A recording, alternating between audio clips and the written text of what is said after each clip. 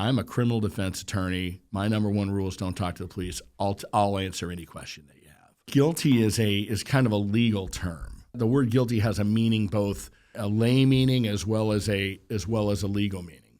And legally speaking, you're not guilty until you're found guilty by a jury or you plead guilty. Welcome to the Iron Mind Podcast. I'm Josh Brumley, lawyer, author, professor, and now podcast host. Join me as I dive into conversations with entrepreneurs, artists, business owners, and other leaders shaping the world. This is the Iron Mind Podcast.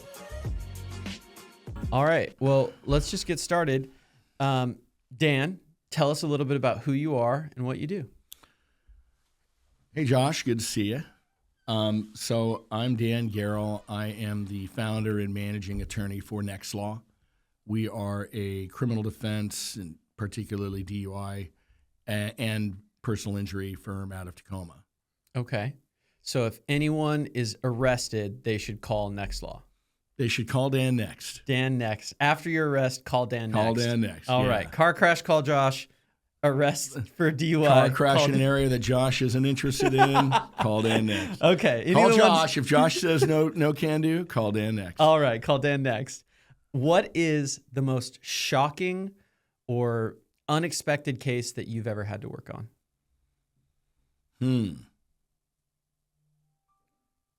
Should have seen that one coming. Shocking. I'll tell you about a case that I guess it meets it. I had a case many years ago where I was representing a kid who was 17 who was charged with, I think it was like Rob 1. And the allegation was that he and a bunch of his friends had kind of decided to go out one night and just wreak havoc.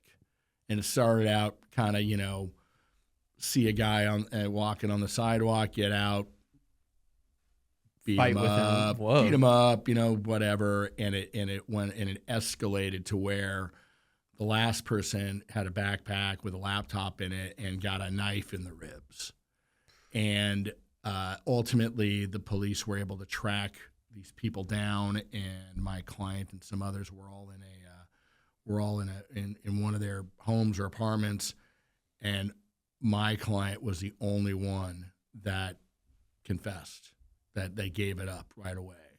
He was also the least culpable. I mean, if you looked at the police report, it was clear that, and again, I always going to refer to it as the allegation. Sure. But even the allegation was that he was in the car but didn't do any stabbing. He certainly wasn't that guy, and didn't have completely clean hands. But but there were 5 of these kids. He was by far the least culpable, but because he spilled it, he got the same treatment as the guy who was the stabber. And to me, that was, and I did everything I could. And I was working with some attorneys that we're all very familiar with who've been doing this for 20 years. I just wanted to make sure I wasn't missing anything because I just felt like... Sure, you call in every favor that you've got to be like, what can I do for this kid? There's no way that this kid deserves to go to prison for 36 months or whatever it was. And ultimately, it was what it was. And I was,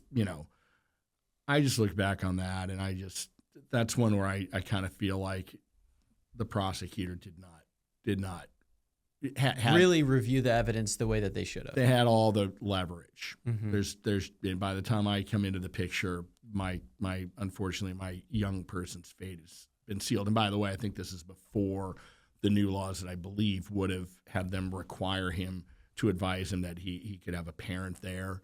Those things have changed. That wasn't for the confession. Correct. Before they're Mirandizing him, I believe that there's now a requirement that they at least advise him, if not actually seek out the parent. But that wasn't the case. If they're a minor. Sure. Right. That wasn't the case then, and as a result, in an effort to cooperate and do the right thing, this kid got screwed, and it kind of haunts me.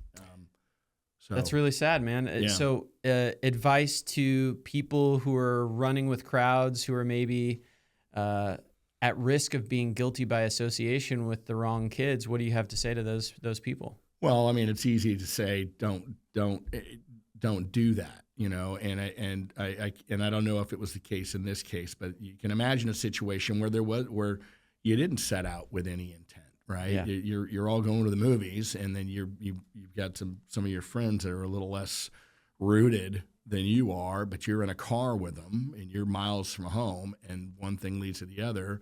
The only thing that I can think of, and I know you're familiar with this, and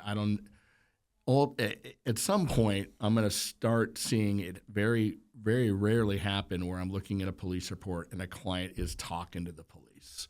Like, that's going to become the exception rather than the rule. Right. And part of me wants to get to a point where I've got enough bread to just start like a 30 billboard campaign that just says, "Don't talk to the cops." Yeah. In big screaming letters. You know what's funny? The back of my shirt, actually, that I have right now, if you want to read it for the entire podcast audience, I don't know if you can read the I can see it. Yeah, it says, "Cruising for a bruising. That's Never nice. Talk to the police without an attorney present." That's great. That's an old Brumley Law Firm shirt from our criminal defense days. Yep. I love it. It's super relevant, man, to exactly what you're saying. That's really funny, but it's super true. I think the worst thing that someone can do is go into a police discussion without understanding what their rights are. And there's a reason attorneys go to law school and are included in those conversations. It's because we know what police officers are allowed to do and what they're not allowed to do, and a regular person just doesn't. And that's okay, but know when you're allowed to have an attorney present, you should. Exactly. And I mean, it makes it intuitively, it makes sense at times. I just, I didn't do anything wrong. I've got nothing to hide. Yeah. And we have a rule that is never wrong. And yes, it very well may mean you're going to jail. Prison. You don't give them your side of it. Yeah. But because an officer is often adept at least suggesting and hey, I'm trying to help you. That's if right. You didn't do anything By the wrong, way, tell me. I just want to make sure that that you're okay to drive now. He wants to get as much evidence to support the arrest. Yeah. You just don't say anything. Yeah. That's it. Yeah. But it's easier said than done. And I think for younger people, there is the submission to a person in power that maybe someone who's been around for a couple more years just doesn't have that automatic submission to authority. Sure. And so someone who's pulled over by a police officer is immediately going to be nervous, scared, and compliant, and then say after the fact, "Damn it, I've seen all those videos on TikTok about shut the fuck up Fridays from those lawyers who tell everyone just stop talking to the police. You don't have to talk to the police." Yeah. Well, and it's interesting because as I was saying this, I'm remembering and just a page out of my personal notebook where I completely violated that rule myself. 5 years ago, my son Jack, who's now 5, was 4 months old and went into cardiac arrest just out of nowhere. Like there was no signs of anything, and this happened at home, and they EMTs came out, took him to Mary Bridge, and as we're going into the ICU, having no idea what happened, I didn't know if his grandmother had dropped him. I just knew nothing.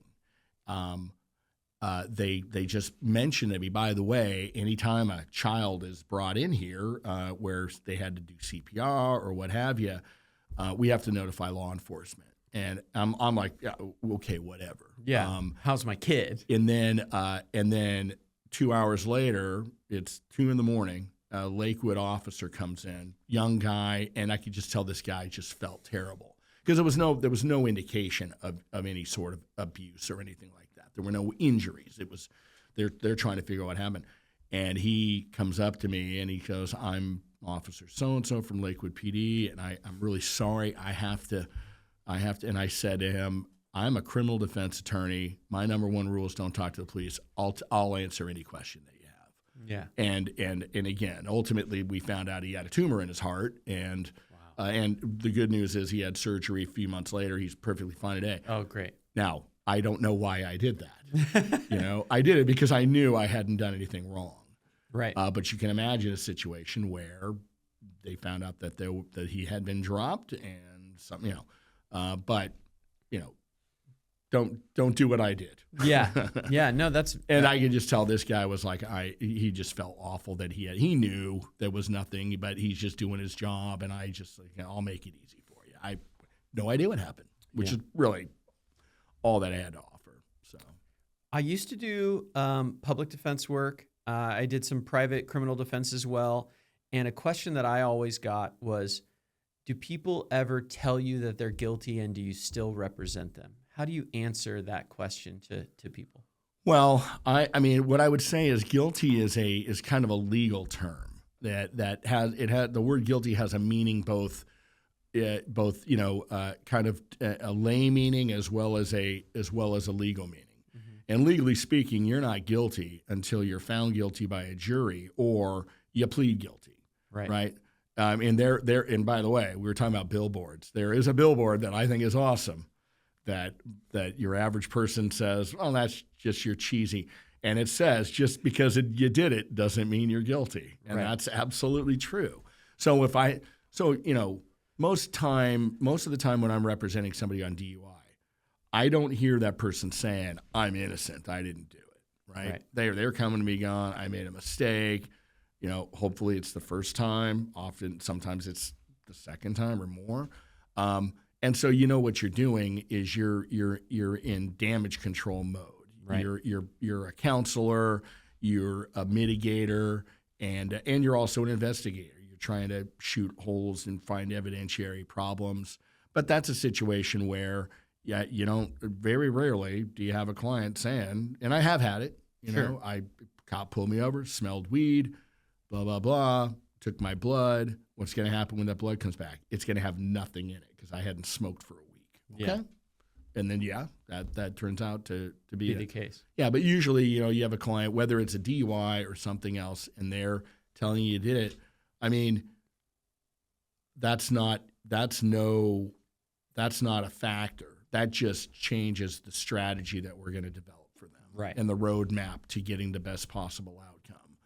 And so if it's not a situation like a domestic violence allegation where they're saying, I did what you said, I didn't say anything, and then I get arrested and she says I did this, but I didn't do it, I go, all right, well, now our position is you can't prove this because it didn't happen because our guy didn't do what they're charging him with doing. So in a DUI, someone's pulled over, they're on the side of the road, they're thinking about this podcast.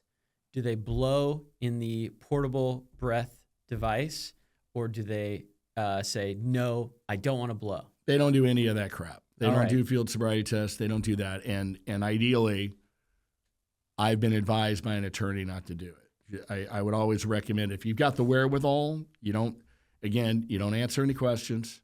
You give them the stuff that they ask for. You comply. You're polite. You decline. You don't, try to run or do anything crazy. Oh, for sure. But you just say no, thank you. You comply, but when they get to the point where they tell you, I want you to do these voluntary field sobriety tests, always decline that. And if you can remember, I would argue if you lead it in with I've been advised by counsel not to do it, then I might, as an attorney, I might have a defense the ability to keep that out. Yeah. If all you do is say I'd rather not do them, they can use that against you, and they can argue that that's an indicator of guilt. Yeah. But and I don't know if that for sure, but I do think that to the degree that you couch things with on advice of an attorney, then there's a Fifth Amendment argument that could be made that can't be used against you. But you would never agree to do field sobriety tests. You would never agree to do the portable breath test. And that's a tricky one because I have been witness in my life to people that did them and they let them go. Yeah. Now I have yet to see a police report that says that. Because they don't get to that point. Right. But and so I mean there could be a statistic out there that, X percent of people that do these. And so, if if I'm driving and I know I haven't had any, I have nothing in my system, and for whatever reason I dropped my phone and went like that, and I get pulled over, and for whatever reason the cop asks me to do field sobriety tests, I'm going to say no because those are Olympic events. Yeah. I always say we have a thing in the Olympics called the balance beam, right? And you see them up there, and they have to walk a straight line, heel to toe. Yeah. And you see them waver a little bit. That's a tenth of a point off. And these highly trained athletes can't do that perfectly. You're not going to do it perfectly because you're nervous and you haven't practiced it. And there's headlights in your face. There's headlights and there's cars whizzing by, Yeah. So I would say no, and I very well may get arrested, knowing fully well that I didn't do anything. But again, just like don't talk to the cops, you don't do that stuff. Okay, that's good advice. After a DUI where someone refuses to blow in the portable breath test machine and they refuse the field sobriety tests, then they're arrested, they get down to the station, and they have to do the machine, right? The Draeger machine. What's your advice for someone who's in that moment? Do they say, I have to talk to my attorney, I got to call Dan next? What's the move when you're in the police custody and they say, it's time for you to do this non-voluntary machine? And let me clear up one thing. I never refer to it as refusing the field sobriety test. I refer to it as declining. It's an invitation. Yeah. Would you be willing to do these? Thanks, but no thanks. Right. And then when I see in the report that the person refused, I always say, if you send me an invitation to your wedding and I say I politely decline, and you tell people later that I refuse to go to your wedding, that's not quite true, right? Right. So that's a misunderstanding or a misinterpretation on purpose. It is. So I would say 9 times out of 10, well, you should always do exactly what you just said. You should always talk to an attorney. You should talk to me or talk to an attorney that is skilled, and DUI is all they do or a large percentage of what they do. Because there are questions that I would ask that, based upon them, I might advise that person to refuse the breath test. The default position at the station, do that breath test. You're looking at a 1-year license revocation if you refuse, versus a 90-day suspension if you blow over. The officer can always get a search warrant to draw your blood anyway. The reason why it might make sense for you to refuse, and this would probably rarely happen, but if I knew that you had a prior offense within 7 years, and a prior DUI within 7 years for which you had been suspended, now this is your second one, I know that whether you blow or you refuse, you get the same administrative penalty. It's a 2-year. That's the driver's license department. Correct. The departmental licensing. So first time around, it's 90 days versus a year. The second time around, it's 2 years either way. Yeah. So you don't suffer by refusing. And I would also say that I am familiar with certain jurisdictions where, for whether it's because they're lazy or what have you, they don't seek search warrants. Yeah. So if you had a situation where it was your second offense, and I knew and I was familiar with where you got arrested, and I knew that they typically don't seek search warrants, I would advise that person to refuse the breath test. Because if they refuse the breath test and they don't get a search warrant to draw blood, then this person might not get charged? Well, I mean, they may or may not get charged, but you've got a case where the best evidence against you will not exist, which is the blood alcohol level. Right. You didn't provide a breath test. They didn't get a search warrant, and you're no worse off in that scenario. Right.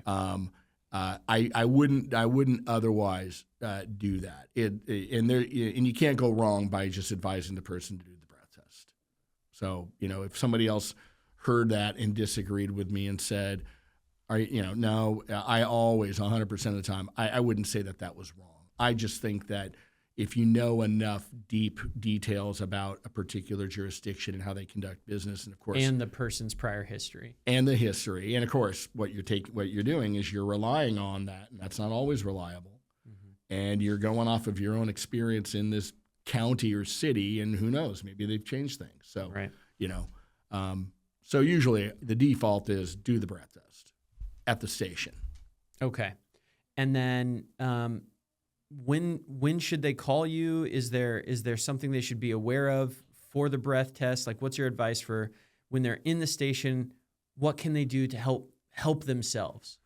So when I advise, obviously, again, I advise them to take advantage of the opportunity to talk to an attorney. Now, What's the number to call you?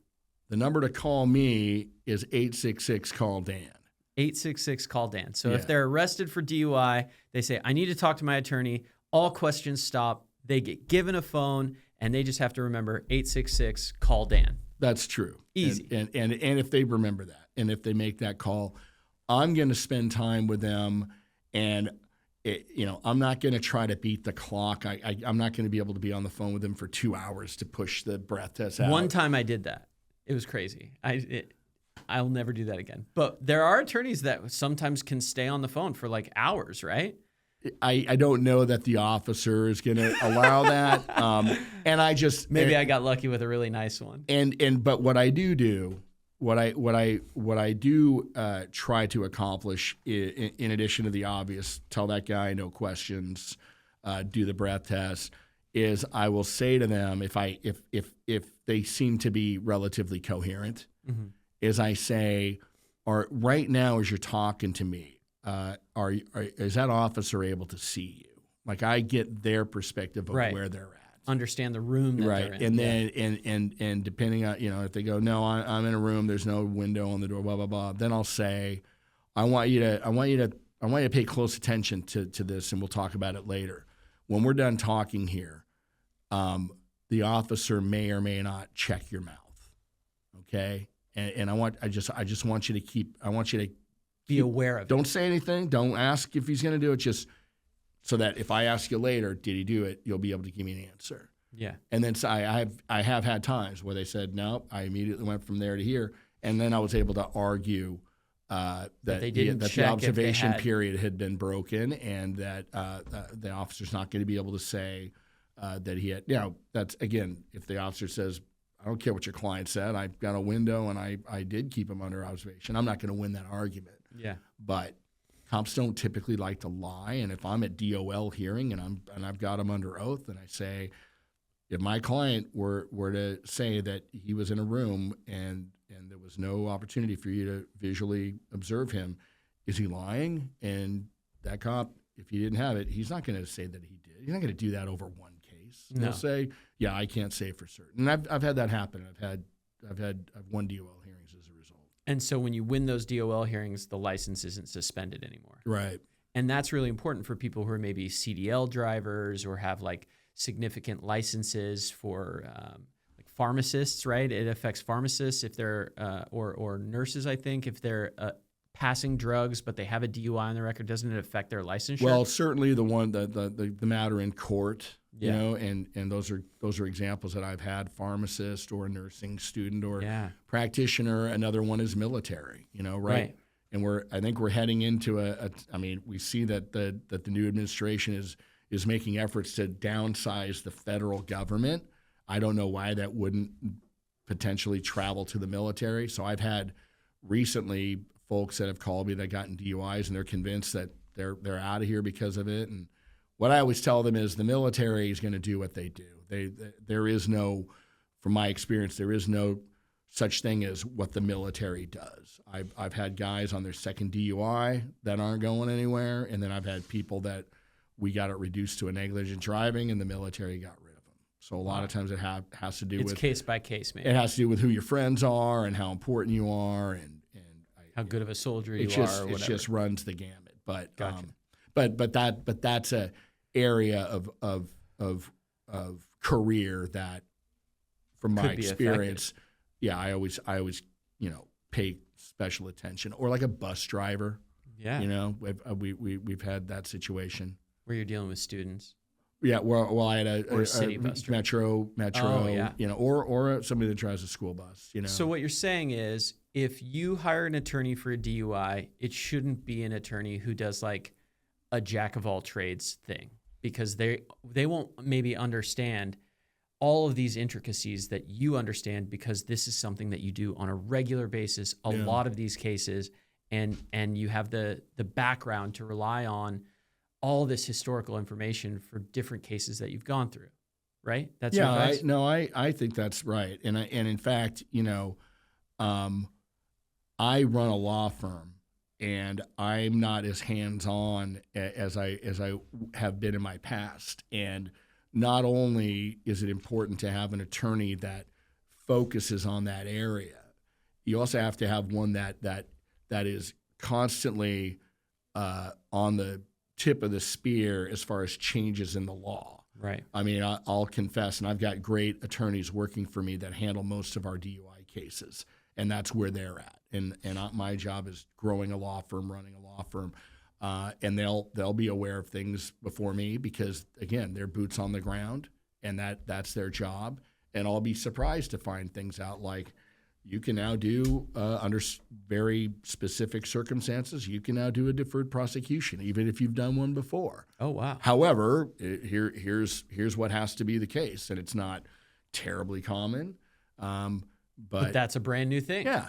It used to be once in your life, deferred right. prosecution, you get it, you burnt it, sorry, you're out of luck. Exactly. And the other thing that I see all the time, and I saw just recently, and it's heartbreaking, is a young gal who, now it was her second DUI, but she was 19 and had an attorney that was a family friend who was not a criminal defense attorney, was an immigration attorney, put her on a deferred prosecution at 19.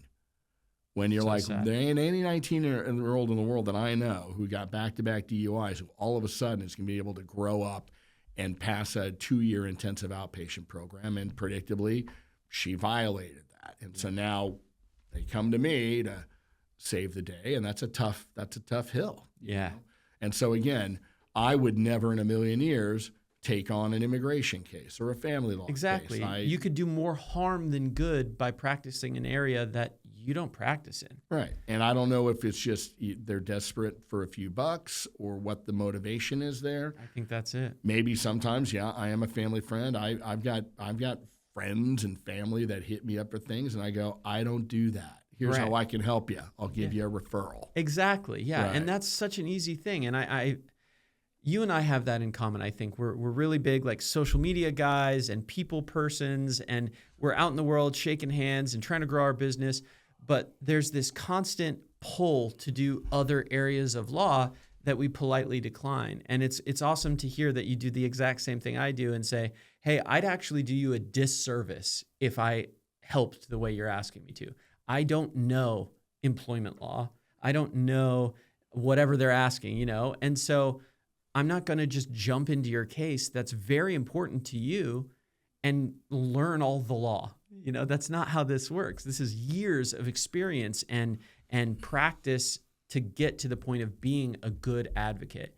So why would I jump in on something that's so important in your life if I care about you and learn on your case? No. You want me to connect you to the guy that I would want on my case. And I'll know someone off the top of my head, or I'll help find one. Yeah. But it won't be me.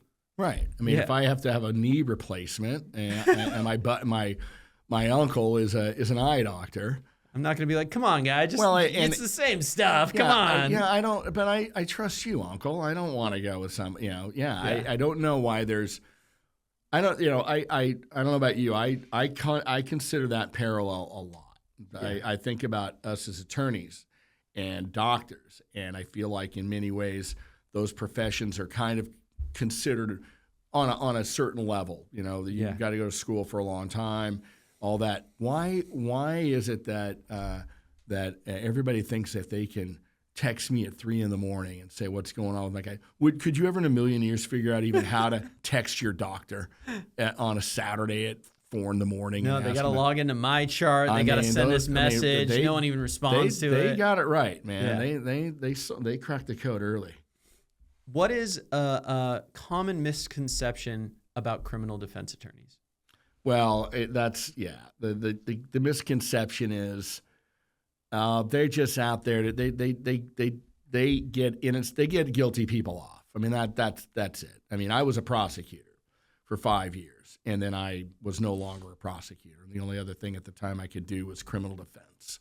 And so when I made that move over, I mean, I have a lot of friends who are cops that I just got to know through being a prosecutor, and I'm still friends with some of them to this day, but a lot of them just, I mean, the revulsion on their face when I showed up a month after I'd last seen them, when I had a trial with them, and now I've got a client in court. Some of these guys unfriended me on Facebook because you're a criminal defense attorney. Yeah, and I had some people in my family. Well, I mean, whatever works for you, but man, I really wish I hadn't. And I look at what we do really no different than a drug and alcohol counselor. I mean, you would never say to that person, how can you help these how people? How can you justify helping people that are addicted to drugs? I mean, it's absurd. Nobody would take that position. And really, that's kind of what we're doing. We're doing two things. We're taking somebody who may or may not have broken the law, may or may not have done something really awful, and even if they did, we're serving the same role as a counselor. We're making sure that they're getting into drug and alcohol treatment or domestic violence treatment. Right. Parenting them in some sense. The chances of them rehabilitating themselves are a lot better if they have us, that they've invested in us. And I'm saying guiding them through the process, helping them manage the expectations of the court. And that's a requirement. If you want me to do this job, you need to follow my counsel, and they do. And then the other half of it is I'm holding the government to its burden. I'm making sure they didn't violate the Constitution. Right. And I'm also making sure that my client is treated fairly. Right? So at the end of the day, if my client is pleading to a DUI and it's his first offense, I want to make sure that he's treated fairly. I want to make sure he gets the mandatory minimums. And if you take us out of the picture and you've got some prosecutor who's jacked up and puts, what do they call them, kill marks. I had a guy that I worked with who, like, whenever he convicted somebody, he'd put like a Ohio State football helmet. He'd put a tally on his wall or something. What a dick move! But I mean, that's who. Do you want your family member thrown to the wolves? Yeah. And the funniest thing about it is that the ones that appreciate you more than anything are cops who have a family member who gets into trouble, and they refer them because they know what they know what's going on.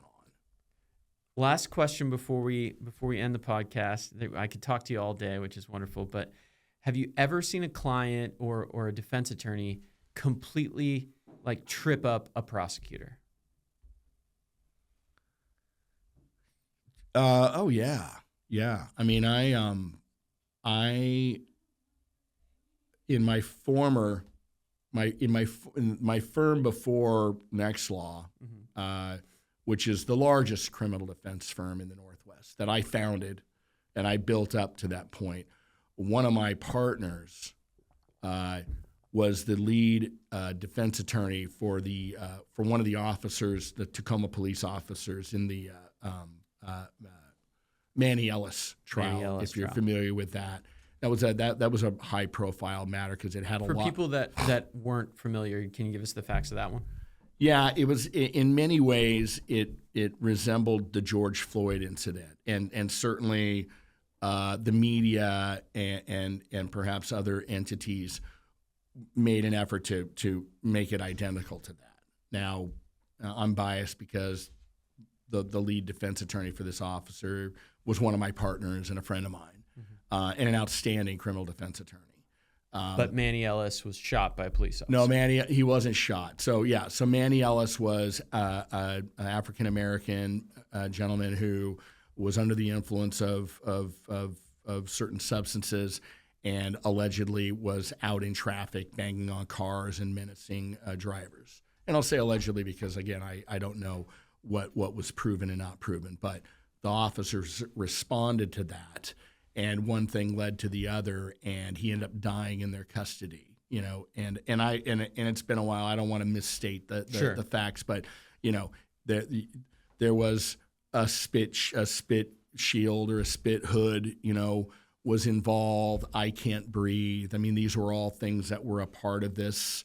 And so there were witnesses that were testifying that the police were using excessive force, and he died in their custody. And they were the prosecution had medical experts saying that his death was caused by the force that was used. And so again, it's something that unfortunately we've seen a number of times throughout the nation. And this was something that I expected to be a national story. I don't know whether it got the same level of attention, but what was remarkable about this one is that from my view, it was the first time that the police were acquitted on all charges.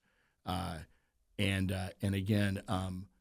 so I had the opportunity to kind of watch it on video as it was going on, and I did see my partner Gerl basically kick the crap out of the prosecution, And so, what a weird dynamic, because usually we have prosecutors in line with police officers, and they're sort of like a united front, a brotherhood of people that are saying, we're on the same team, we've got to work together, we've got to collaborate on these cases. And now you have a prosecutor who's being the opposite, and a defense attorney who's used to cross-examining police officers and being unfriended by police officers, now representing a police officer saying what he did was lawful. Well, and yes, and you have the local criminal defense bar that are just aghast that a criminal defense attorney would represent this person. Yeah. And I'm like, you ever heard of a guy named John Adams? Yeah. Remember that guy? He defended the British, who killed a bunch of colonists at the Boston Massacre. Remember that guy? What do we think of him today? Yeah. But you're absolutely right. And in this case, that was, and this is just my opinion, that's a case that frankly should have never been charged. The elected prosecutor in that county declined to file it. I essentially chose to not make a decision. I did not specifically say I'm not charging it. Just I think took themselves out of that position, and it was I think it was a good year or two later that the AG's office picked it up. I see. So again, I'm not going to go into motivations and all that. That's not my area of knowledge. But I think I think it could be argued that, and I think the outcome proved that it was a dubious charging to begin with. And the way that your partner was able to successfully argue that is just a testament, I think, to having a lawyer who knows their stuff. Yeah. Right? Don't have some new lawyer coming in and learning on your case. Absolutely. But everybody's got to start somewhere. What advice do you have for new lawyers to get to the point of where you are, a successful criminal defense attorney? Well, and I would say spend. First of all, I would if somebody had the wherewithal at the outset and said, I want to be a career criminal defense attorney. I want to walk in the shoes of Johnny Cochran or Jerry Spence or what have you. My recommendation would be spend 2 years in the prosecutor's office and 2 years in the public defender's office, right. And do as many trials as you can. And again, I mean, if you decide you want to be a career public defender, okay, but lots of great public defenders out sure. there. Lots of them. Absolutely. Yeah. But again, and things change. I mean, I went to law school to be a prosecutor. I mean, I couldn't see past that. I changed careers to become a prosecutor. And I look back now, I'm like, what was I thinking? But I know at the time, that's all I wanted to do. I probably watched too many Law and Orders or something like that. But it's a good show. That is what I wanted to do. And everything I did in law school and all the classes that I was able to choose, the internships I did, it was all for one purpose. And 5 years in, I'm like, I'm done with this. Mm-hmm. But, if they knew that that's what they wanted to do, and for as long as that was their thing, there's no better training ground than being a government criminal attorney of some sort. But I think everyone should wear both hats. I mean, you come out after with a few years of both of those under your belt, you couldn't be better prepared. Right. And then from there, it's just a matter of if you want to do it yourself, or if you want to join a firm of some sort. But I think the other thing that's important is get a mentor. Right. Get yourself out there, meet people, offer to help. If I had to do it all over again, and that's where I was, one thing that I would do is I would find the most well-respected, experienced criminal defense attorneys, and I would just say, here's my card. You ever need coverage, it's on me. I'll just do it. All I ask is that I could pick your brain here and there. Right. And I would do that. Do you think it's important for new attorneys to go to trial? Again, if your goal is to be a criminal defense attorney or trial attorney of any case, absolutely. And you're never gonna have as many opportunities for that as you will if you're a prosecutor or a public defender. I was a prosecutor for 4.5 years. I did 60 trials. Wow. Since then, I think I've done like 4. Right. Much harder to do in private world. But do you think it's important for a client to ask their attorney, have you ever been to a trial? Absolutely. Yeah. Under what circumstances did those things happen? Yeah. And again, if you've only ever worked in the private sector, you're not going to be able to. Your trial record just simply will not be as large as if you spent time in the prosecutor or public defender's office. That doesn't necessarily mean that you don't have the same level of success. It's just or ability. It's just experience but absolutely. I mean, especially if you're most of your DUI attorneys don't go to most of your DUI cases don't go to trial, especially first defense cases. Right. But if you're charged with a crime and you have your choice between somebody who has battle experience in trial and uses that as an effective negotiation tool, because the prosecutor they are dealing with knows if it comes down to it, I'm more than happy to go to trial, versus somebody who is known for never. I mean, there are criminal defense attorneys out there that you and I are very familiar with, and they've been doing it for 20 years, and they have never done a trial, and they're terrified of it. Yeah. And that's not somebody from my perspective, that's not somebody that you want. I wouldn't want to hire that person because you're going to get to the end of the road, and there's going to be a point where they're going to say you need to take this deal. Yeah. And they're going to have their fingers crossed that you're going to just go along with it. And if you say, "No, I want to go to trial," watch them start sweating. Yeah. Well, man, this has been a really awesome conversation. I really appreciate you taking the time. Do you have any closing remarks? No, I appreciate what you're doing. This is really fun. I'm jealous. There's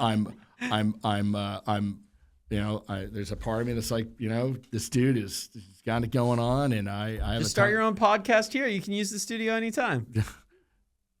We'll take a look at the rate sheet.